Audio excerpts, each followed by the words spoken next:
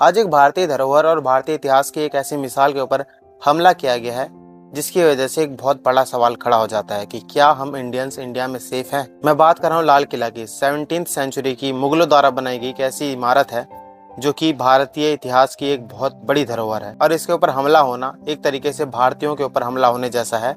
अभी मैं बात करता हूँ इस केस के फैक्ट के बारे में। देखिए होता क्या है कि 10 नवंबर 2025 को जो हमारी इन्वेस्टिगेशन एजेंसीज होती हैं वो हरियाणा के फरीदाबाद से 2 लोगों को अरेस्ट करती हैं क्योंकि उनके पास बहुत सारे एक्सप्लोजिव्स थे और उन इन्वेस्टिगेशन एजेंसीज का दावा था कि अप्रोक्स 2800 से लेकर 3000 केजी के एक्सप्लोजिव्स थे उन लोगों के पास। और वो जो 2 लोग अरेस्ट किए गए थे उनमें से पहले का नाम था डॉक्टर मुजम्मिल शकील और जो दूसरा था उसका नाम था डॉक्टर आदिल रैदर। अब इन दोनों को अरेस्ट करने के बाद जैसे ही न्यूज में ये बात लीक होती है उसके कुछ घंटे के बाद ही रेड फोर्ट के पास में एक कार जो है ब्लास्ट हो जाती है। Hyundai i20 की कार जो है वो ब्लास्ट हो जाती है और उसकी वजह से लगभग 9 लोगों की मौत हो जाती है और कई लोग घायल हो जाते हैं। और वो जो कार थी वो थी उमर मोहम्मद की। उमर मोहम्मद ने जो है सेकंड हैंड एक कार ली थी Hyundai i20 और उसने उसी कार में जो है एक्सप्लोजिव्स रखे हुए थे और उसी से ब्लास्ट हुआ जिसकी वजह से कई लोग जो हैं वो मारे गए। तो अभी तक सिर्फ और सिर्फ इतनी ही जानकारी मिल पाई है कि ये जो 2 लोग थे जिनके पास एक्सप्लोजिव्स थे उनको अरेस्ट किया जाता है और उसी से घबरा कर जो है जो इनका तीसरा साथी होता है डॉक्टर उमर मोहम्मद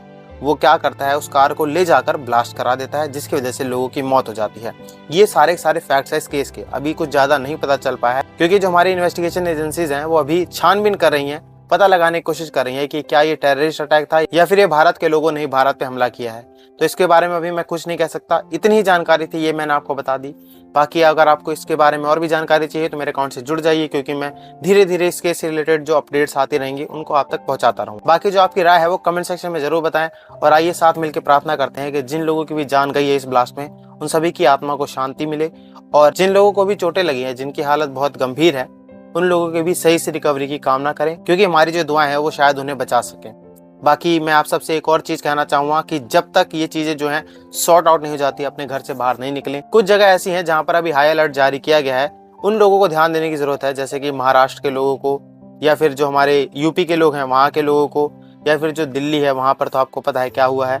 बाकी ये सारे जो स्टेट्स हैं यहाँ पर बहुत ज्यादा दिक्कत हो सकती है, तो ध्यान रखें अपना और सुरक्षित रहें। बस आपसे इतनी रिक्वेस्ट है कि अपना ध्यान रखें। धन्यवाद।